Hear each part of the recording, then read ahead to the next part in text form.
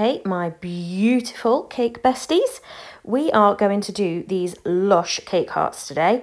I'm going to give you a little bonus as well and show you how I piped the cupcakes that they went on. So I hope that you enjoy it. Here's another little close-up of them on the cupcakes. We did a couple of different little designs on here. I had complete free reign with this design, so it was quite nice. They just wanted some girly colours and they weren't too fussed. So here's the cupcakes as they went out to the client, and they wanted the 2 cake hearts on there as well.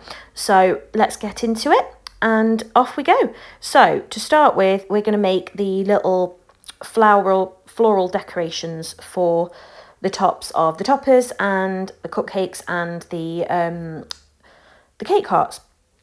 So I started off by colouring some modelling paste in Colour Mill Lavender, and I'm using my little dabbery cornfloury thing. I'm sure it's got a proper name. Don't know what it is. I'll link it down below for you. So yeah, we're going to roll that out with just our small rolling pin. We don't need our king pin for this job or anything. And then I'm using this awesome cutter that I got online somewhere. I'll see if I can link it for you. If not, you might have to get it made. But it says I licked it, so it's mine, and I just think it's amazing. And I get quite a lot of requests to include like one cookie or one cupcake that has this topper on in a set, and that's specifically for the birthday person, recipient, whoever, to make sure that that one is theirs. I put it in my treat boxes as well quite often as well. It's a really popular one, and it's definitely my favourite embosser. So we're embossing that really carefully. You can flip the sugar paste over and do it on top of the embosser if you wanted to. I find this one, because it's clear, I can see once it's pulled through the embossing, so I don't worry too much about doing it that way around for this one. So then we're colouring some more paste. This is Colour Mill Orange and Colour Mill Lemon.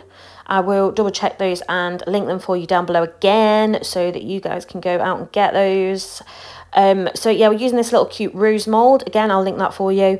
I am using a modelling paste still because it's easier to work with. It doesn't go so sticky. We need to make sure we're using corn flour in our mould, in my little dabbery thingy.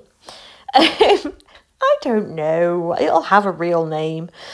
Anyway, my little pouch thing, that's corn flour. It's not icing sugar, guys. We are not using icing sugar for dusting things. It makes things sticky. It's just not good, and it dries out your modelling paste and your sugar paste really badly. Definitely switch to corn flour. It's obviously allergen free. You know, you're going to find very few people that have got a problem with it. But definitely, guys, if you're using icing sugar, please switch over. So we're making the tiniest ones first. These are a pain, I am not gonna lie. You struggle to get them out of the mold. I flick the back of the mold, and sometimes I'm tossing it around. Sometimes you end up getting a scribe or something to try and help prise them out. They don't always come out perfectly. You find you have to make them a few times before you get the right ones come out and they're not deformed. So then we're moving on to like the medium size, and we're going to do 2 of each of our 3 sugar paste colours here. So we're going to do 2 lemon, 2 orange, and 2 in the lavender as well, of those mid-size ones. We're not using the large one in this mould, guys. We don't need the large one. So that's our prep done. These cupcake toppers I will leave to set for a couple of days. I always do that with my cakes. If you are using modelling paste or flour paste, you can get away with same day. If you do it in the morning, you don't need them till the afternoon, or just one day. But I do tend to do my prep early in the week for my cakes going out at the weekend usually. I like to be prepared. I'm not a last minute baker. I'm not one that can stay up all night and do it. I don't like that. I hate that. I'd rather be up early. I'm a morning person versus a staying up late person. So we're going to glue 3 onto each one of our 2 toppers. You can go for any arrangement of colours you like. I think I actually ended up swapping these around after I'd filmed this, so if they're slightly different when I put them on the cakes, my bad. But yeah, so we're putting the 3 on each one, just as a little extra touch. I didn't want to paint the embossing on this. The embossing for this embosser is really, really fine, so I didn't want to paint it. So now we do that, we're going to set those to dry, and we're going to make our cake dough for going inside of, oh, I don't know what I'm doing there, guys, I'm sorry, for going inside of the cake hearts. So we're starting out, I'm using some cupcakes because I only needed a half a dozen for the order, so I baked a dozen and I'm using the leftovers. So sometimes I'll use offcuts of the tops of cakes because I always level my cakes, or I'll bake a cake specifically for it if it's a large order, or again, same as this, if I'm making cupcakes at the same time, I'll use the cupcakes. I'm not wearing gloves. In the UK, it is not recommended by environmental health to wear gloves even during COVID crisis. It deters you from washing your hands, etc. It's just not advisable. So to mix and make our cake dough, we are using, well, I am using a ganache. Now, I'm using a ganache because when you add this to your cake crumb, oh my God, it's so creamy and it makes just a really fudgy, doughy gorgeousness. And I'm adding some mint flavouring. It's an oil-based one, so it works perfectly well in the ganache. So I'm getting a chocolate mint. I have also added some chocolate chips to it as well. So we're basically making mint choc chip. Oh my God. I was told they were amazing. I'm gluten-free. I can't eat this unless I make it specifically gluten-free, which I did not. But the recipient tells me that they were amazing, especially with the chocolate chips in as well. So definitely try that if you're up for a little bit of something a little bit different. You can fill these with all sorts. I do tend to stick to a cake type dough mixed with buttercream or ganache, just because that's my preference. You can pop a bit of caramel in there. I do that sometimes as a filling in between the cake dough. You've got to sort of layer it so that you've got a bit of each in there. And sometimes I pop a bit of Lotus Biscoff in there if you've got that where you are. And that's really popular. Here's me popping in the chocolate chips as well. Not too many. I'd probably say maybe 2 or 3 tablespoons in these few ones that I've done here. Obviously, I'm only making 2 cake hearts. I think I actually make 4 in the video. But I only needed 2 for the actual order that I was sending out. And if you're fed up of my rambling, sorry, not sorry. Is that out of date now? Is that like a Gen Z like? No, we don't say that anymore, dude. Anyway, you know, here we are. And that's what it should look like. Play-Doh. Everybody knows what Play-Doh feels like. So now we are going to start making our shells. Now, when I'm smoothing my chocolate around, I use my little ball tool. You can't get this specific one anymore. I get asked about it all the time. You can't get it. I'm really sorry, but I'll link a similar one. And a spatula, which is kept in warm water. Remember to wipe it off before you use it. You don't want to cause your chocolate to seize. And I'm using candy melts because all white chocolate is not chocolate, so don't come at me. There's no such thing as real white chocolate. Candy melts are just as good as using a white chocolate. They're far easier, in my opinion. Don't come for me in it. If you want to use real chocolate, off you go. Feel free. You're welcome. But I don't like tempering. I hate it. I hate it with a passion. So I use candy melts because you don't need to. So now I'm going to wipe my cavities out where I'm going to do the cakesicles. They're not cakesicles, dude. What's wrong with me tonight? I'm sure you're loving this professional tone on this voiceover today. I'm wiping it out with a bit of clear alcohol. You can also use other things to wipe it out, which I've completely forgotten. Lemon juice and vinegar. You can use those if you don't want to use alcohol. I do use a clear alcohol. It evaporates off. It just cleans any residue, any watermarks, any grease, anything like that away. So now we're going to take a small amount of chocolate for the accent colours. And we're, again, using those 3 Colour Mill colours. We're sticking to those 3 colours. Obviously, you can use any other colours you want to. You can mix in extra colours, less colours. This is just how I did it. So we're going to colour a tiny bit lemon. And I have pre-warmed these bowls. They're not hot, but they're warm because with chocolate, you've got to keep stuff warm or it just hates you, dude. So I have said, dude, too many times. What's wrong with me? So yeah, we're going to colour this one orange again. This is a pre-warmed bowl. They are glass bowls. I just float them on a bit of warm water just to warm the bowls through. Or you can pop them in the dishwasher on the plate warming setting, but just be careful because they will come out quite warm. So you need to let them cool a little. You don't want to burn the chocolate or anything or cause it to seize. So, and then we've got our main large amount that we're going to do in the lavender. Obviously, Colour Mill are safe for using in chocolate and candy melts. If you're using a different type, you need to check that it's safe for chocolate. it won't work in chocolates. Like your normal gel colours, your Pro Gels, your Wiltons, the standard ones, the standard gel colours don't work in chocolate. You've got to check that they are fat dispersing, which Colour Mill are. You can also get some specialist Wilton candy melt colouring. I don't personally rate it too much. You need quite a lot to achieve the colour, and they also come in a solid form, and you have to, I think they're made with cocoa butter, and you have to melt them down in the microwave before you can use them. So we're going to splatter in a little bit of the lemon and a little bit of the orange, any which way you want, doesn't really matter. Don't let it set, you've got to be quick, you've got to work quick. Everything's quick with chocolate, quick and warm, remember that, quick and warm.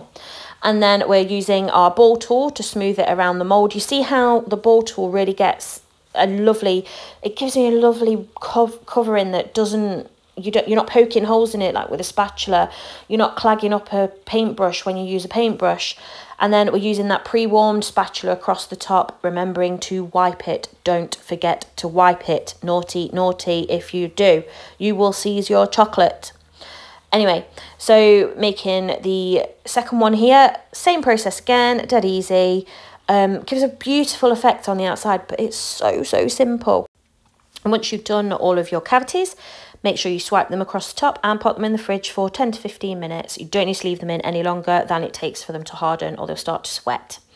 Okay, if they don't harden, then it might be because you've used real chocolate and you've not tempered it correctly. Tempering is really important if you're using real chocolate, hence why I don't do it. No. I only do it if I have to. I use it for my ganache cakes and I use it for my ganache drip. I don't use it when I'm doing products like this. So now we're filling our cavities. Makes me feel like I'm a dentist talking about cavities. What else would you call them? I don't know, shells? Anyway, we're popping our pre-made dough that we made earlier into the cavities and filling them so that they're just about 1 or 2 millimeters down from the edge. So we're not filling them all the way to the top because you'll get rough backs. And though no one's going to see it, you know, it looks nicer. I've had people come on here for me before because, oh, the back doesn't look very neat. Well, you know, you're welcome to make your back neat and, you know, no one's going to see it. I don't care. But anyway, I digress. We're just pushing it in there quite gently. We don't want to break the mould or break the little casings that we've made there. I don't know what to call them. I'm sorry. I am proper rambling tonight. I'm so sorry. Anyway, so now we're going to pop some melted chocolate on the top to seal in the backs. We don't need to pop these in the fridge after we've put the filling in either. I always melt my chocolate on a double boiler and that's where you put it on the hob above some water on a pan in a heat-proof dish, so a metal or a glass bowl. I prefer metal, but you can use glass. Don't use plastic, not safe, dudes. So yeah, you can pop that on a double boiler. I find it better than the microwave because the microwave can cause hot spots, uneven melting, etc. And you're in, out of the microwave because you've got it in a plastic bowl and it doesn't retain the heat. With the metal or glass bowl, it retains the heat, keeps it melted for longer, so you don't have to keep reheating it, which is great. It also means I've got it just right there on the hob, and even if the hob's not switched on, the water that was in the pan is still hot enough to melt the candy melts back down usually, especially if it's candy melts and not chocolate. And obviously if you've tempered chocolate as well, you've got to be really careful not to take it over the 55 degrees again as well. So we're just smoothing on the backs again with our warmed through spatula that we have wiped. Remember to wipe, don't forget to wipe. So yeah, we're just going to smooth the backs off, and then we are going to pop these back in the fridge for another 10 to 15 minutes for them to harden. My fridge is set at about 5 degrees and it takes about 10 minutes for the backs because the mould's already cold as well, and it's a lot quicker the second time than it is the first time. But like I say, if you're getting chocolate that's not setting, then it's probably because it's not correctly tempered. So now we're just loosening the moulds from around the edges. We tap the backs, we check they're ready and solid. We're just loosening the moulds. To be honest, the cake heart moulds, they come out so easy. It's cakes core moulds you've got to be really careful with or you will break them. And they're looking so cute. I love these. They're so pretty. So yeah, we're taking them out. Look at the shine as well. Oh my God. I didn't show you the shine. What's wrong with me? So yeah, they're really shiny, but I'm not bothering to show you. You know, why would I? You know, do the thing. I didn't do it. Anyway, so yeah, we've got nice shiny cake hearts all out of their molds. I don't know what I was doing there. I don't know. Normally it's really, you know, just, you can toss these out the molds and they'll still be fine. So we're going to decorate them now. We're going to use a little bit more melted chocolate, these happy sprinkles, which I love. I normally empty them out of the packet. This is the bunny mix. I can't remember if it had bunnies in it. I think it might have done and I took them out. So sometimes if I've got a mix I really like, but I don't like a certain element of it, I'll pick it out and I'll pop it in another tub away. And I'm just using a purple sprinkletti mix as well. I'll link all of these down below for you. And I'm just taking the larger ones out of here as well, just to make it easier. It's all about the prep and getting things to hand that you want. I'm adding some ivory nonpareils or pearls, edible pearls, whatever you want to call them. These are the hollow style, so they won't break your teeth. And again, I'll link those for you as well. And now I'm making up my own little custom mix, because why not? So I'm adding my little purple ones to it. Like I say, they're sprinkletti, but the main mix was happy sprinkles. I'll try and link them all. They don't always have them on Amazon. Sprinkletti they usually do, but their happy sprinkles is a bit hit and miss. So we're going to use 4 of the pre-made ones that we made earlier. Here's one I prepared earlier. If you are Blue Peter children, you'll understand what I'm talking about. So here we go, and we are just literally going to whack it across there on that top corner. And we're going to do these one at a time, because if you're using candy melts especially, it sets really, really quickly. So we're going to do one at a time, whack it across, pop on our sprinkles. You do normally have to put the larger ones on by hand. And there we go. We're going to do all 4 with the sprinkles, and then we're going to come back and put the little roses, flowers, whatever you want to call them. We're going to come back and put those on with a bit more melted chocolate.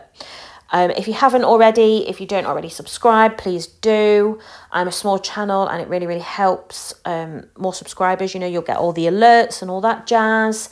Obviously set notifications to on, and you'll get alerts when I upload new videos. I try to upload at least once a week, usually 2, although in these times at the minute when we've got uncertainty and I don't always know that I'm going to have time to make them, because, you know, kids on at school or etc. It's hard to find the time. But anyway, I'm rambling again. Go check out my other videos. I do have, if you like making the cake hearts and the cake skulls and stuff, I've got quite a few on my page. There's a few time lapses of me doing ganache cakes, things like that, little tips and tricks for inserting things into cakes, stuff like that, and ganache plate using, and Pro Froster if you use that as well, or if you're thinking about using that.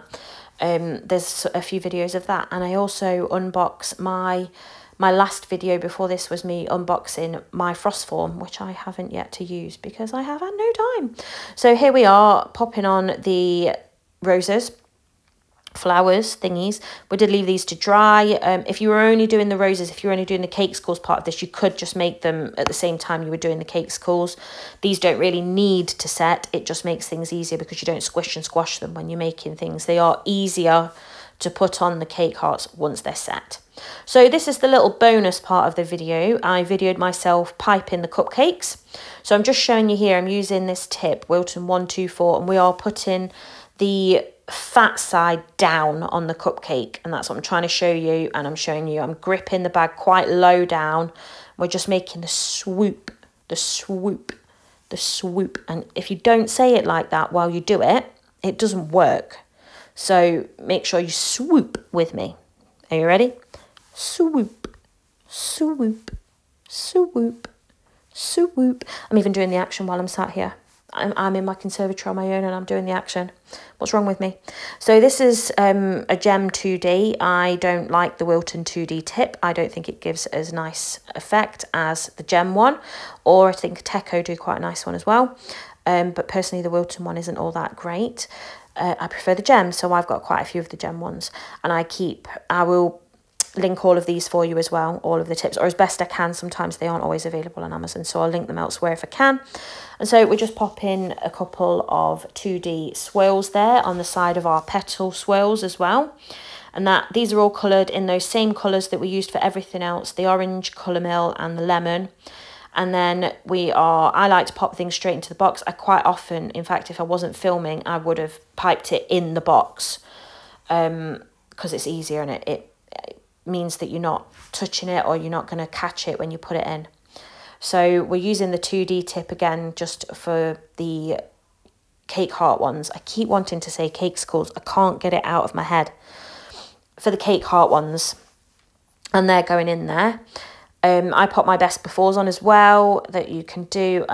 The cake hearts will last longer than the actual cupcakes, so I always sort of advise my clients that the best before is linked to the cupcakes, but the cake skulls, cake hearts will probably last a couple of days more.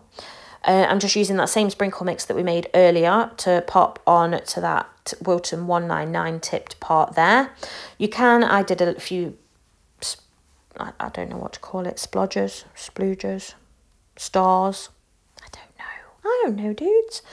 You can just do the little rope. That is definitely a rope. That one is a rope. You know, it's up to you. But this is just a really nice, really easy multi-piped way of doing it. And it's a really, really effective, and you can do it in so many different colours, completely up to you. So anyway, I hope you enjoyed it. I hope I didn't ramble too much. Thumbs up, all done. My client loved them, and that was the point. If you did like it, please give me a thumbs up. If you didn't, don't be mean and leave a thumbs down. It's not very nice. It's not kind.